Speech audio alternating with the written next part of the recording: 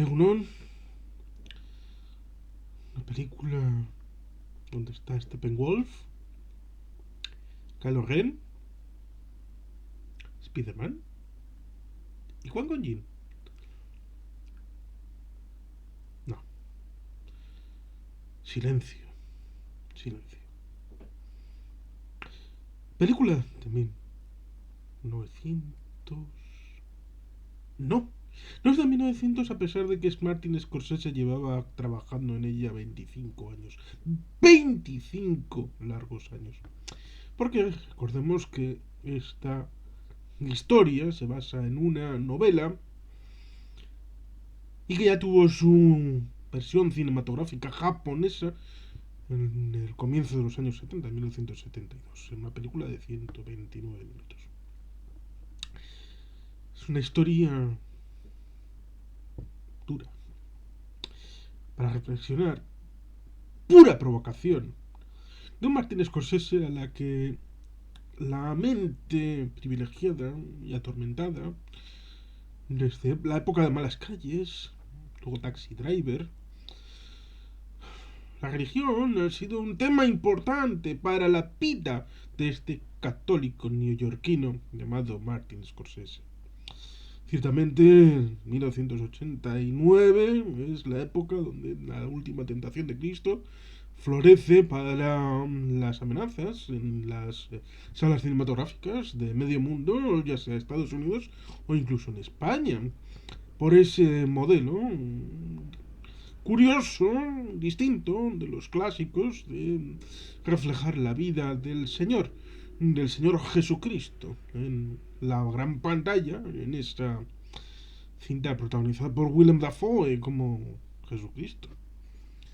Luego, de esta supuesta trilogía hay una segunda parte, que es Kundun, año 1997, si no recuerdo mal, sobre budismo, el último Dalai Lama, el autoproclamado 14 Dalai Lama, premio Nobel de la Paz, y, bueno, más conocido como Tenzin Gargyo, bueno, líder del Tíbet en el exilio.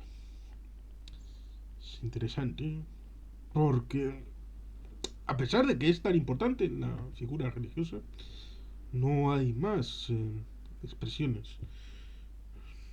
Pero bueno, la película dura 2 horas 45 minutos y hay que verla para poder entenderla. No voy a intentar comentarla para la gente que lo vea, tanto distinto a la película de Roland Joffre de 1986 de La Misión, con Robert De Niro, con Jeremy Irons. Es una experiencia distinta. Aquí estamos hablando de comienzos del siglo XVII, Japón, en el que al inicio vemos, eso sí, hay que decir que hay una visión preciosista de la fotografía, del marco incomparable, de la visión de los lugares espectaculares de Japón en esta película, un poco a los clásicos. Es inevitable de hablar de Akira Kurosawa, quien la generación de Martin Scorsese trató de incorporar al acervo cultural occidental hasta el punto de acabar su vida, la de Akira Kurosawa, siendo patrocinadas sus películas financiadas desde el ámbito occidental, aunque ya cuando comentamos aquella película de Tezu Uzala de Akira Kurosawa, ya había intentado suicidarse y había necesitado el apoyo de los soviéticos para esa película de 1975. Al final, en los años 90, se acabó suicidando, pero la visión del espacio y el tiempo es importante en esta silencio. Empezamos, tras esas cortinas de la belleza natural de Japón, con las torturas. A comienzos del siglo XVII, Japón, hubo un periodo de dificultades a la hora de la incorporación del cristianismo en el acervo cultural hasta el punto de verse prohibido y perseguido. Los martirios, las torturas, se ven por un padre interpretado por Liam Neeson,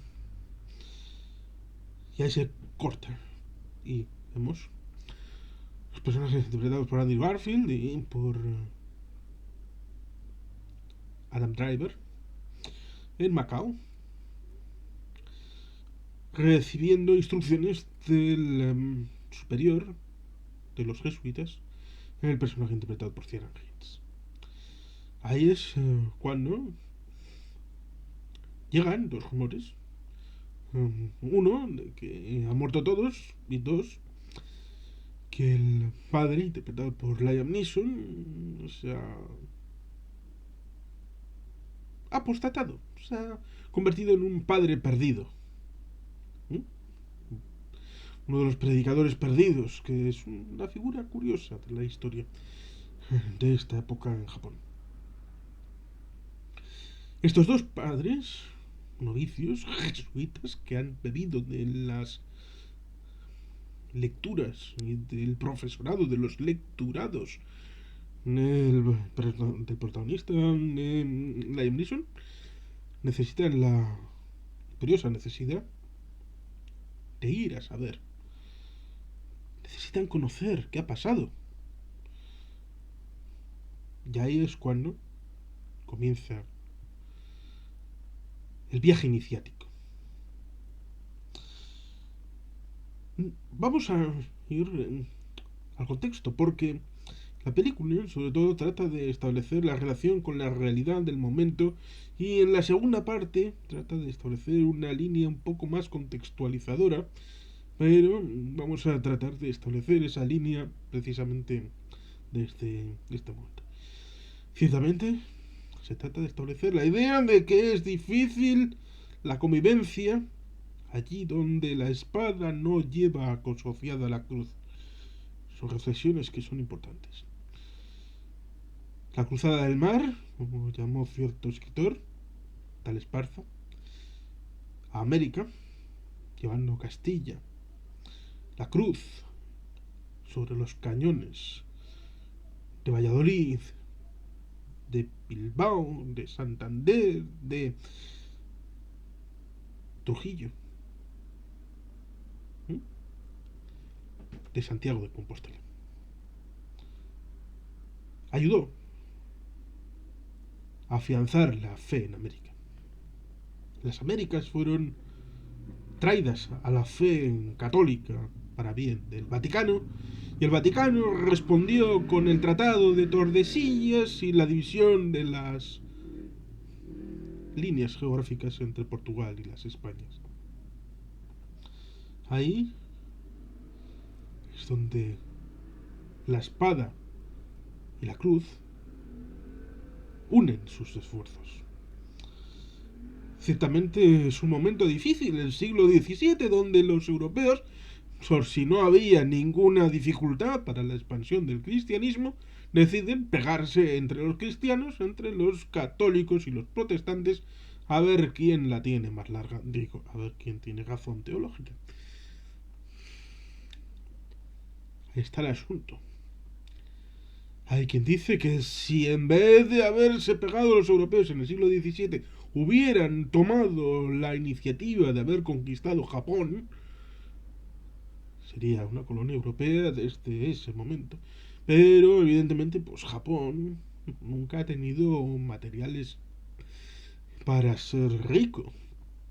Ha sido rico después con la evolución tecnológica y la adquisición de know-how en la era de la reindustrialización, con la época Meiji y en adelante.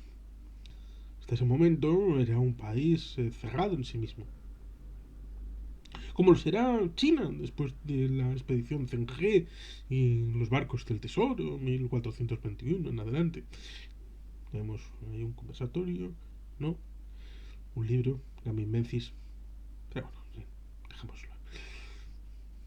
El asunto está en el que es un periodo en el que las guerras civiles dentro de Japón han llevado a la fragmentación, donde el emperador es una figura simbólica y están los shogun, que encarnan la figura política, y hay una serie de reinos de taifas, un poco estilo medieval, en el ámbito japonés, que lleva a una cierta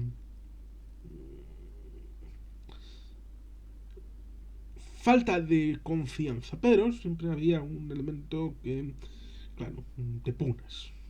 Por ejemplo, hay una película que es interesante de ver sobre este periodo, que es Harakiri, una película excelente acerca de la significación de bueno, todas estas cosas que influyen a la hora de la toma de decisión de los jefes y de los campesinos. Es una película bien interesante, por lo tanto, ahí la dejo. Harakiri, 1962. Claro, la época del cristianismo clásico, en la época del siglo I, evidentemente el culto imperial romano era el que prevalecía. Y este culto tenía una significación interesante, dejando de lado que la religión supuestamente mayoritaria era la judía, el judaísmo en el ámbito de Israel. En el ámbito del Imperio Romano se establecía que el panteón imperial era debido a asumir por todos los ciudadanos del imperio. Pero, una vez asumido el marco general, cualquiera podía incorporar sus dioses, siempre que no fueran en contra del culto imperial ni desplazaran a ninguno de los otros dioses, simplemente como elemento agregado. Es un elemento interesante para luego el tema de Japón. Evidentemente el cristianismo establece su prioridad en tanto en cuanto dice que es la religión verdadera revelada por Dios y que evidentemente es el único vínculo posible para la trascendencia y por lo tanto la realización del ser humano para el más allá solamente se puede vehiculizar a través del cristianismo y del catolicismo dentro del marco cristiano cuando éste tenga más familias dentro de los adoradores de Jesucristo. Por lo tanto, cualquiera que se signifique fuera del ámbito del catolicismo no es susceptible de ser salvado y tener una vida en el más allá con los seres queridos y en el marco de la vida eterna. Por eso, es imposible establecer una diplomacia de la religión porque la diplomacia exige la alteridad del reconocimiento del otro y la religión exige justo lo contrario, el desplazamiento, la forma de exclusión del otro en tanto en cuanto este otro no profese nuestra fe. Por lo tanto, eso es un elemento interesante que conllevó el choque inmediato con el Imperio Romano y por lo tanto estos antes conocidos como judíos raros, evidentemente, luego cristianos y luego católicos, con toda la evolución que en el ámbito mediterráneo acabó evolucionando. ¿No? Bueno, ahí están los primeros estados cristianos, en el ámbito de Armenia, Etiopía, ¿no? Siempre en el marco general euro-mediterráneo. ¿Qué pasa con Japón? Japón fue objeto de invasiones y son muy parientes del ámbito xínico de los chinos, a pesar de que evidentemente si esto le dices algo a un japonés y a un chino, que son los unos para los otros, un poco como el ámbito de los árabes y los judíos, que son ambos semitas. Pero evidentemente mejor no decirlo porque esto es problemático. El budismo fue impuesto a Japón en un momento dado, en esta serie de conquistas y evoluciones de los pueblos. Luego parece que es una seña de identidad junto a otros marcos religiosos. El budismo se establece un poco, salvando las distancias y la herejía que voy a cometer, la idea de que se puede incorporar religiones de otros que no sean tan exclusivistas a la hora de tener una convivencia. Evidentemente con el cristianismo en su entrada a Japón, a partir de Francisco de Javier, Navarro, de nacimiento y Navarro de muerte, el primer occidental que entra en Japón, Evidentemente en ese primer contacto no hay una cierta... Bueno, hay que reconocerse mutuamente. Pero a partir de ahí, las dificultades empiezan a aparecer porque, evidentemente, el cristianismo, con el tema del culto imperial en el siglo I, establece que la única vía para la salvación del alma es la cristiana católica. Ciertamente, luego tendremos ese momento curioso a principios del siglo XVII, donde los ingleses, pensando que iban a hacer el bien de la humanidad quitándose a los jesuitas de en medio, convencerán al shogun para que ataque a los jesuitas, pero el shogun hará algo más prohibiendo el cristianismo. Será la raíz de los mártires que provocará y que será el inicio de esta película Silencio. Por eso es interesante ver la relación. Evidentemente, otro entorno fue el del Islam. Aquí evidentemente no aparece. A pesar de que Zheng He, el personaje que dije, de la flota del tesoro de China, 1421, era musulmán. Pero bueno, el Islam no tiene cabida en esta historia, sino el choque entre el ámbito budista y cristiano. Como en otros momentos hubo un choque entre el hinduismo y el budismo, aunque la gente tal vez no lo pueda creer, porque evidentemente las religiones tienen ese componente exclusivista que he tratado de establecer. Silencio es una construcción de esa idea del choque, por un lado, desde Japón, en el ámbito de los reinos de taifas, en este caso hay uno, en torno al ámbito de Nagasaki, donde hubo problemas muy graves con mártires, muchos mártires cristianos, católicos. La idea de que el cristianismo no era para Japón. No podía... Era un poco como lo que dijo Simón Bolívar, de arar en el mar. Que no iba a prender la llama, ni la mecha, ni la semilla del cristianismo católico en Japón.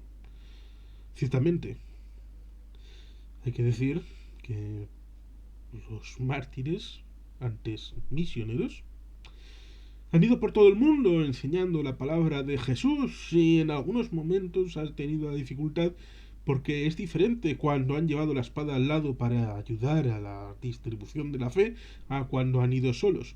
Ciertamente, a comienzos del siglo XVII, desde las Filipinas, hubo un jefe español, a uno de los dirigentes de Taifa de Japón, le propuso cambiar el gobierno con el apoyo católico, porque ese dirigente era católico, le propuso cambiar el gobierno de Japón a uno más permisivo, más abierto, un poco como sucedió con el rey Enrique III de Navarra, Enrique IV de Francia, a comienzos precisamente del siglo XVII, con, espero no equivocarme, la Carta de Nantes, con la idea de la libertad de culto en Francia para los hugonotes y para los católicos. Dijo que no. ¿Cómo sería la historia si hubiera dicho que sí? Eso es un contrafactual bien interesante.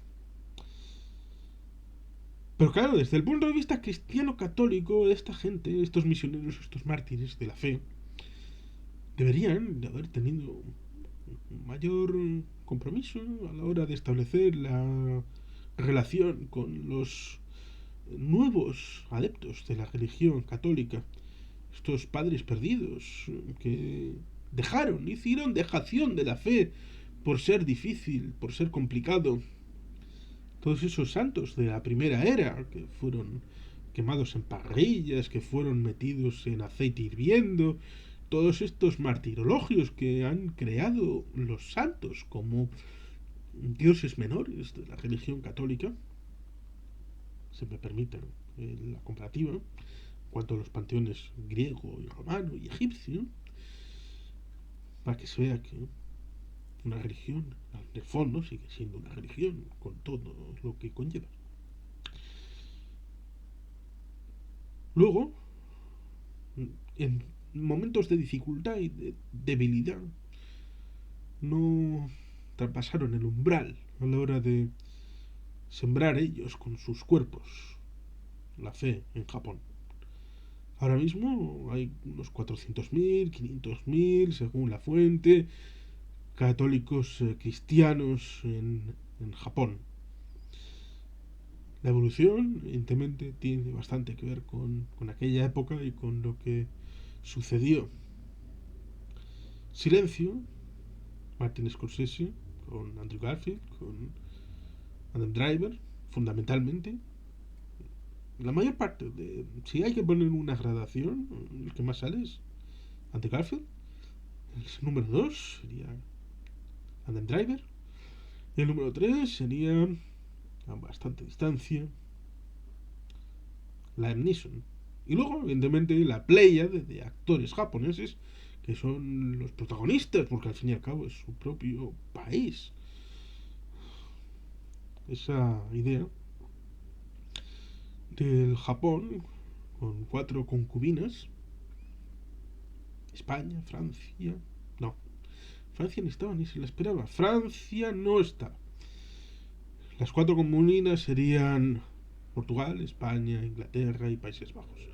Al final Países Bajos se llevaría el gato al agua en cuanto al tema comercial en un puesto donde ellos llegaban desde fuera, llegaban allí, a ese lugar fronterizo, a esa aduana, eh, permitían o no permitían según se establecía, hasta que a mediados del siglo XIX, con el Comodoro Perry, de la Marina de los Estados Unidos, abrió los puertos al mundo, los puertos de Japón, después de la derrota absoluta de China en la primera guerra del opio ante el Imperio Británico. Noticia que corrió como la pólvora al otro lado del mar de la China, sabiéndolo los japoneses y decidiendo que cuando el Comodoro Perry apareció por los puertos de Japón, había que abrir el chiringuito. Pero hasta entonces era un reino dividido interno, debilitado, y por lo tanto con dificultades. ¿Qué dificultades? Pues la siguiente, y debería de ser interesante de reflexionar. Al fin y al cabo, en la época primigenia del siglo I y en otros lugares después, el cristianismo ha sido una contracultura que ha servido a los desposeídos, a los pobres, como herramienta para empoderar su espíritu y querer transformar la realidad en beneficio propio. Otra cosa es cuando los jefes se han convertido al cristianismo y entonces el cristianismo varía su composición en la argamasa de la fe y evidentemente ese no es el caso del siglo XVII en Japón. Sobre todo en este caso que estamos hablando de silencio. Había una minoría, algún jefe que se convirtió, pero la mayor parte de los jefes seguían siendo leales al budismo. Cuando ven que el peligro es el choque religioso, pero que luego puede derivar en choques económicos, políticos, militares, respecto a la inferencia de potencias católicas europeas o cristianas, ¿eh? Católicas Portugal y España, cristianas Países Bajos e Inglaterra, a la hora de tomar el control del país, atacan primero la avanzadilla que consideran ellos, como es el ámbito católico de los jesuitas, como digo, a veces incluso con la connivencia de los ingleses, para evitar la confrontación militar después. Ya habían, los japoneses ya sabían lo que podían hacer los españoles, porque al final del siglo XVI hubo la batalla de Cagayán, olvidada por españoles y en mucha parte del mundo, pero ahí está, como ejemplo de que unos tercios contra los Ronin pueden acabar con una victoria, aún con una diferencia espectacular de los integrantes de ambos contingentes. A comienzos del siglo XVII en Japón había esa dificultad, como se intuye y se ve en la película Harakiri, que cité antes, 1962. Por tanto, el cristianismo era un elemento desestabilizador que había que tratar de eliminar. Por eso, las cosas que sucedieron. ¿Cuál es el silencio? El silencio es doble. El silencio es el silencio de alguien que escucha en busca de la palabra del Señor y que Jesucristo te hable. Pero también el silencio, como el personaje de Ciaran Hinds y los mandamases de la orden de los jesuitas y del cristianismo desde Europa, a la hora de apoyar o dejar de apoyar a sus hermanos en Japón, con un manto de silencio que cubrió el martirologio hasta mucho tiempo después. Un espeso manto de silencio que precisamente Martin Scorsese quiso levantar. Y desde el 2013-2014, después del Lobo de Wall Street, dijo: la próxima película que haga será Silencio. Y si no, no hago ninguna. Por eso tenemos esta película. Silencio, 2016. Cualquier cosa que pueda decir sobre el contenido de la misma es algo que escapa a mi capacidad de transmitirlo y explicarlo. Hay que verla para entender y reflexionarla. Es ciertamente un puñetazo al hígado.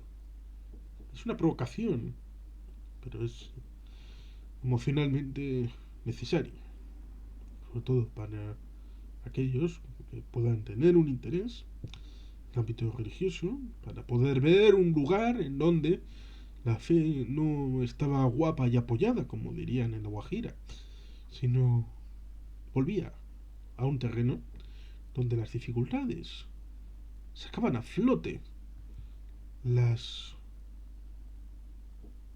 complicaciones, la capilaridad de tener que ir al momento primigenio de la iglesia cuando nadie está a tu favor y tienes que ganarte el beneficio del público con la palabra y con los santos evangelios. Por eso es interesante el enfoque. Seguramente por eso, por ese choque tal vez de su propia forma de pensamiento como católico especialito de Martin Scorsese, está esa realidad para hacer este silencio. Como digo, merece ser vista y estaré encantado si en algún momento alguien precisamente quiere hacer un conversatorio sobre esta película. Se me dice y lo hacemos. Encantado, perfectamente. En fin, pues esta es la reflexión a propósito de lo que me ha supuesto hace ya unas horas el ver finalmente Silencio de Martin Scorsese, año 2016. No hay mal que, bueno, más vale tarde que nunca. Y sin más, es que ricasco, agur berbat, beti gelpean.